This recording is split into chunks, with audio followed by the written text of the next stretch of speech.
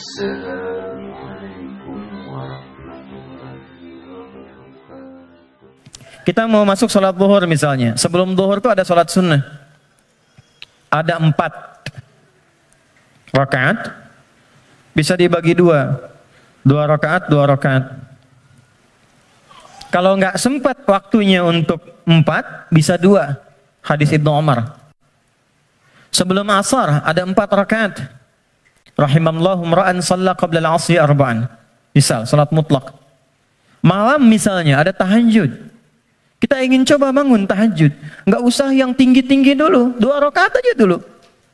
Ya, 2 rakaat untuk melatih kenyamanan hati dan fisik kita. Jangan dipaksakan dulu. Malam ini 11, besoknya berhenti. Ya.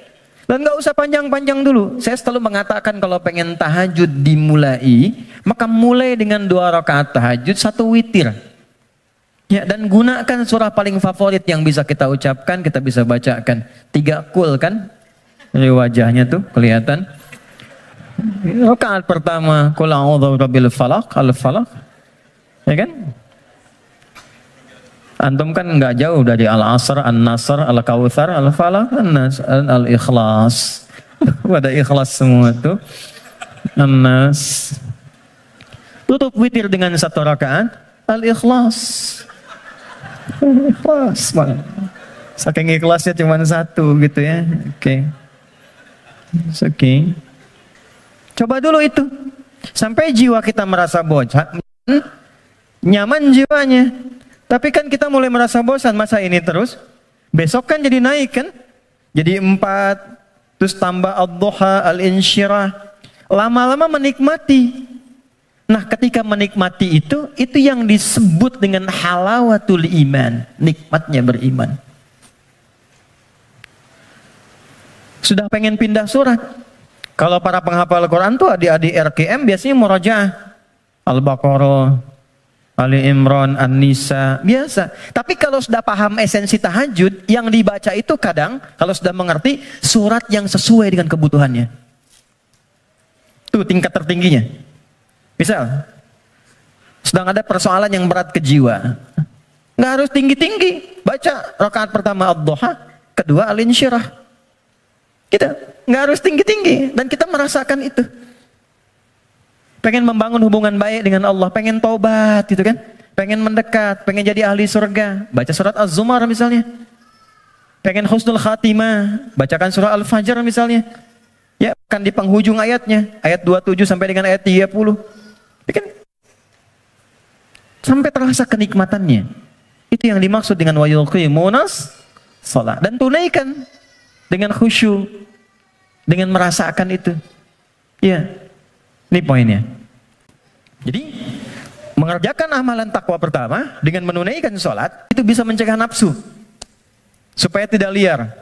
Tidak keluar fahsyah, tidak keluar mungkar. Kalau sudah yang buruknya ditekan, maka muncul lawannya yang baik. Nafsu ditekan, takwanya naik. Manusia kan cuma begitu. Ya, yang keluar di lisan itu kan cuma 2. Kalau bukan kata-kata baik, kata-kata buruk kan. Kalau buruknya nggak ada, baiknya keluar. Kalau pulsa kebaikannya banyak, dia yang keluar. Tapi kalau buruknya banyak, baiknya kosong, buruknya naik, baiknya tertekan. Itu aja. Itu yang dimaksud al-imanu yazidu wa yantaqis. Yazidu bitta'ah, yantaqis bil maksiat. Kalau bermaksiat, naik buruknya. Kalau bertaat, naik baiknya. Ini konfirmasi awal. Maka nafsu dengan sholat bisa ditekan, maksiat bisa dihilangkan, sekat bisa dibuka. Dibukalah sekatnya. Ini. Pelan-pelan. Makanya demi Allah saya katakan ya. Sejahat-jahatnya kejahatan yang pernah diperbuat oleh penjahat. Sejahat-jahatnya kejahatan yang pernah diperbuat oleh penjahat. Itu akan sirna dan tuntas dengan menunaikan sholat yang benar ditunaikan. Karena itu hal pertama yang dilakukan oleh orang-orang yang ingin membuka lembaran hidupnya dan dia bangun hubungan baik. Demi Allah saya katakan, sholat, larinya ke masjid. Dan lihat apa yang terjadi. Yang pertama Allah berikan bukan dunianya dulu teman-teman. Bukan dunia. Anda punya masalah, terlilit utang piutang dan sebagainya, bukan dilunasi utangnya dulu, tapi ditenangkan dulu hatinya. Nanti dari situ bisa membaca esensi kehidupan. Kemana sebetulnya hidup saya ini? Diajari nanti oleh Allah. Pola hidupmu salah selama ini. Makanya terjebak begini. Apa belum tiba waktunya kau menjadi orang yang baik? Apa enggak lihat orang-orang dulu yang pernah dulu begini, lebih buruk dari kamu, sekarang dia bisa jadi orang baik. Maka ditampakkan kisah si fulan, si fulan, si fulan. Enggak sengaja lihat YouTube, keluarnya malah sesuai dengan apa yang kita butuhkan. Dibuka. Nanti setelah sadar, keluar air mata tuh. Tenang, lapang, tiba-tiba ada orang datang di samping. Yang sudah lama gak kita kenal tuh. Kata orang teman lama, bro, kamu kemana aja? Lama. Apa pekerjaan sekarang? Cerita, ngobrol, udah ikut saya aja. Pelan-pelan ikut berubah, masalah selesai tanpa terasa. Ada yang sedang tobat, sujud. Selesai ternyata husnul khatimah, wafat. Itulah salat. Jadi yang pertama yang Allah berikan lewat ibadah salat itu untuk membahagiakan dulu. Kebahagiaan yang dirasakan setelah tuntas mengurai satu persoalan itu disebut falah namanya. Falah, karena itulah panggilan salat disandingkan dengan panggilan falah. Dengarkan suara muazin yang nyaring berkumandang itu. Hayya 'alas shalah. Setelah itu apa? Hayya 'alal falah. Itu kalau kita memahami makna falah dengan pendekatan ini, demi Allah saya katakan, tidak ada yang paling indah kecuali kebahagiaan ketika mendengar suara muadzin itu. Itu yang menjadikan sahabat Ali bin Abi Thalib sudah gemetar ketika mendengar suara adzan. Allahu Akbar, Allahu Akbar. Sudah nangis beliau. Saking ingatnya kasih sayang Allah.